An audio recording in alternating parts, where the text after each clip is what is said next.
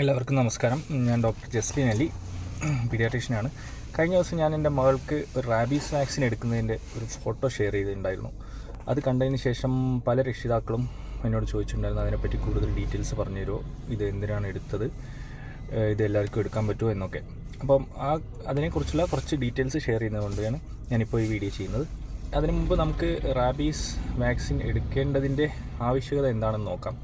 കാരണം മുമ്പത്തെ പോലെയല്ല, ഇപ്പോൾ നമ്മുടെ നാട്ടിൽ പട്ടികടി ഭയങ്കര കോമൺ ആയിരിക്കുകയാണ്. സ്കൂളിൽ പോകുന്ന കുട്ടികളെ, ചെറിയ മക്കളെയൊക്കെ പട്ടിയടിക്കുന്ന വീഡിയോയും എല്ലാം എല്ലാവരും കണ്ടു കാണുമല്ലോ. ഇപ്പോൾ വാക്സിൻ എടുത്ത കുട്ടികൾ പോലും മരണപ്പെടുന്ന സങ്കടകരമായ അവസ്ഥ ഉണ്ടാവാറുണ്ട്. ഇതിന് കാരണം എന്താണെന്ന് നോക്കാം. പലർക്കും വാക്സിൻ എഫക്റ്റീവാണോ, വാക്സിൻ്റെ പ്രശ്നം കൊണ്ടാണോ ഈ വാക്സിൻ എടുത്തതിന് ശേഷവും കുട്ടികൾക്ക് റാബീസ് വന്ന് മരണപ്പെടുന്നത് എന്നൊരു സംശയമുണ്ട്. എന്നാൽ വാക്സിൻ്റെ പ്രോബ്ലം കൊണ്ടല്ല ഇതുണ്ടാവുന്നത്. നമുക്ക് സാധാരണ അറിയാം, പട്ടി കടിയേറ്റാൽ കടിയേറ്റ ഭാഗത്ത് പട്ടിയുടെ ഈ ഉമിനീരിൽ നിന്നും വരുന്ന വൈറസ് ഉണ്ടാകും. അത് കുറച്ച് കഴിയുമ്പോൾ നമ്മുടെ ഞരമ്പുകളിൽ പ്രവേശിച്ചാണ് നമുക്ക് റാബീസ് എന്ന അസുഖം ഉണ്ടാകുന്നത്. ഈ വൈറസ് ഞരമ്പുകളിലേക്ക് കയറിക്കഴിഞ്ഞാൽ പിന്നെ അതിന് യാതൊരു ട്രീറ്റ്മെൻറ്റ് കൊടുത്തിട്ടും കാര്യമില്ല, ആ കുട്ടി തീർച്ചയായും മരണപ്പെടും. റാബീസ് വാക്സിൻ എടുത്തതിന് ശേഷവും മരണപ്പെടാനുള്ള കാരണമായി എനിക്ക് തോന്നുന്നത്, കുട്ടികളുടെ ഹൈറ്റ് കുറവായതുകൊണ്ട് തന്നെ പട്ടികൾ സാധാരണ കടിക്കുമ്പോൾ തന്നെ കുട്ടികളുടെ മുഖത്തും കണ്ണിലും കഴുത്തിലുമൊക്കെ കടിയേൽക്കാനുള്ള സാധ്യത കൂടുതലാണ്. കാരണം ഇത്തരം ഭാഗങ്ങൾ കടിയേൽക്കുമ്പോൾ ഇവിടുന്ന് ഞരമ്പുകളിലേക്കും തലച്ചോറിലേക്കും വൈറസിന് വളരെ പെട്ടെന്ന് എത്തിച്ചേരാൻ സാധിക്കും. അതുപോലെ തന്നെയാണ് കൈയിൻ്റെ അടിയിലൊക്കെ ഏൽക്കുന്ന കടി. ഇത്തരം ഭാഗങ്ങളിൽ ധാരാളം ഞരമ്പുകൾ ഉള്ളത് കൊണ്ട് തന്നെ വളരെ പെട്ടെന്ന് വൈറസിന് ഞരമ്പുകളിലേക്ക് പ്രവേശിക്കാനും തലച്ചോറിലെത്തി അസുഖമുണ്ടാക്കാനും സാധിക്കും. ഈ അവസ്ഥയിൽ നമ്മൾ വാക്സിൻ കൊടുത്താൽ പോലും വാക്സിൻ്റെ പൂർണ്ണമായ ഫലം വരണമെങ്കിൽ ഏകദേശം ഒരാഴ്ചയിൽ കൂടുതലെടുക്കും. അപ്പോൾ ഈ ഒരാഴ്ച സമയമാവുന്നതിന് മുമ്പ് തന്നെ ഇത്തരം തലയിലും കൈയിൻ്റെ അടിയിലും കഴുത്തിലുമൊക്കെ പറ്റുന്ന കടി പെട്ടെന്ന് നമ്മളെ ഞരമ്പുകളിലേക്ക് വൈറസിനെ കയറ്റി വിടുകയും അതുമൂലം നമ്മളെ വാക്സിൻ്റെ ഫലം വരുന്നതിന് മുമ്പ് തന്നെ കുട്ടികൾക്ക് രോഗം ബാധിക്കുകയും ചെയ്യും. അതുകൊണ്ടാണ് ഈ അടുത്ത കാലത്തെ നമ്മൾ വാക്സിൻ എടുത്ത കുട്ടികൾക്ക് പോലും മരണപ്പെട്ടു എന്ന് വാർത്ത കേൾക്കുന്നത്. ഓരോരുത്തരും അവരുടെ കുട്ടികളെ ഇത്തരം ഈ ആപത്തുകളിൽ നിന്ന് രക്ഷപ്പെടുത്താൻ വേണ്ടിയുള്ള ഒരു വഴിയാണ് ഞാൻ എൻ്റെ മകൾക്ക് കൊടുത്തിരിക്കുന്ന ഈ വാക്സിൻ. അതായത് നമ്മൾ സാധാരണ പട്ടികടി ഏറ്റാലാണ് റാബീസിൻ്റെ വാക്സിൻ കൊടുക്കുന്നത്.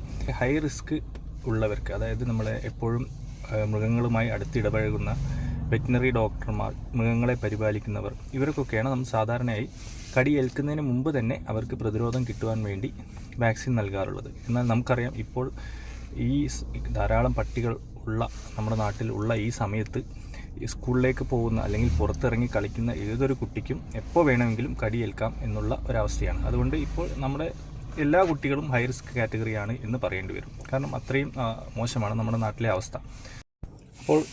അപ്പോൾ നിങ്ങളുടെ കുട്ടി സ്കൂളിലേക്ക് പോകുമ്പോഴോ അല്ലെങ്കിൽ നിങ്ങളുടെ വീടിനടുത്ത് നിന്ന് കളിക്കുമ്പോഴോ പട്ടികടി ഏൽക്കാൻ സാധ്യതയുണ്ട് എന്ന് നിങ്ങൾക്ക് തോന്നുകയാണെങ്കിൽ ആ കുട്ടിയെ നമ്മൾ ഹൈ റിസ്ക്കായി കണക്കാക്കി കുട്ടിക്ക് നമ്മൾ കടിയേൽക്കുന്നതിന് മുമ്പ് തന്നെ 3 ഡോസ് വാക്സിൻ കൊടുക്കേണ്ടതാണ്.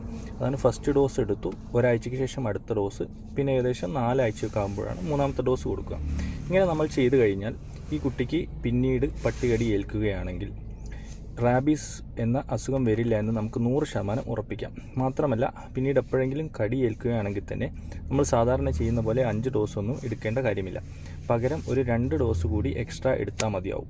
അതിനേക്കാളും ഗുണമുള്ള മറ്റൊരു കാര്യം എന്നാൽ, നമ്മൾ പട്ടികടി ഏൽക്കുമ്പോൾ ആ മുറിവിൻ്റെ ഭാഗത്ത് കുത്തിവെക്കുന്ന ഒരു ഇമ്മ്യൂണോഗ്ലോബുലിൻ എന്നൊരു മരുന്നുണ്ട്. അതിന് നമ്മൾ സാധാരണ പുറത്തുനിന്ന് വാങ്ങിയാണ് ചെയ്യാറ്. അതിന് അത്യാവശ്യം നല്ല വിലയുള്ള മരുന്നുമാണ്. ഈ ഇമ്മ്യൂണോഗ്ലോബുലിൻ എന്ന മരുന്ന് നമ്മൾ ഈ നേരത്തെ തന്നെ വാക്സിൻ എടുത്തു വെച്ച കുട്ടികൾക്ക് പിന്നീട് പട്ടികടി ഏൽക്കുകയാണെങ്കിൽ ആ മരുന്ന് നൽകേണ്ടതില്ല. ഇത് മുറിവുകളിലൂടെയാണ് ഈ മരുന്ന് സാധാരണ കുത്തിവെക്കുന്നത്. കുറച്ച് വേദനയുള്ള ഇഞ്ചക്ഷനുമാണ് അത്. അപ്പോൾ ഇത്തരം മരുന്നുകൾ നൽകേണ്ട എന്ന് മാത്രമല്ല, നമ്മുടെ കുട്ടിക്ക് പിന്നീട് പട്ടികടി ഏറ്റാൽ തന്നെ അവർക്ക് ഈ റാബീസ് എന്ന അസുഖം 100% വരില്ല എന്ന് നമുക്ക് ഉറപ്പിക്കുകയും ചെയ്യാം. അതുകൊണ്ടാണ് ഞാൻ എൻ്റെ അഭിപ്രായത്തിൽ നിങ്ങളുടെ കുട്ടിക്ക് പട്ടികടി ഏൽക്കാനുള്ള സാധ്യതയുണ്ട് എന്ന് നിങ്ങൾക്ക് തോന്നുകയാണെങ്കിൽ നിങ്ങൾ നിങ്ങളുടെ ഡോക്ടറെ സമീപിച്ച് ഈ വാക്സിൻ എടുക്കുന്നതാണ് എന്തുകൊണ്ടും നല്ലത്. അപ്പോൾ ഈ റാബീസ് വാക്സിൻ്റെ ഞാൻ നേരത്തെ എൻ്റെ മോൾക്കെടുത്ത ആ വാക്സിനെ കുറിച്ചുള്ള സംശയം എല്ലാവർക്കും തീർന്നു എന്ന് ഞാൻ വിചാരിക്കുന്നു. മറ്റൊരു വീഡിയോയുമായി വീണ്ടും കാണാം. എല്ലാവർക്കും നന്ദി.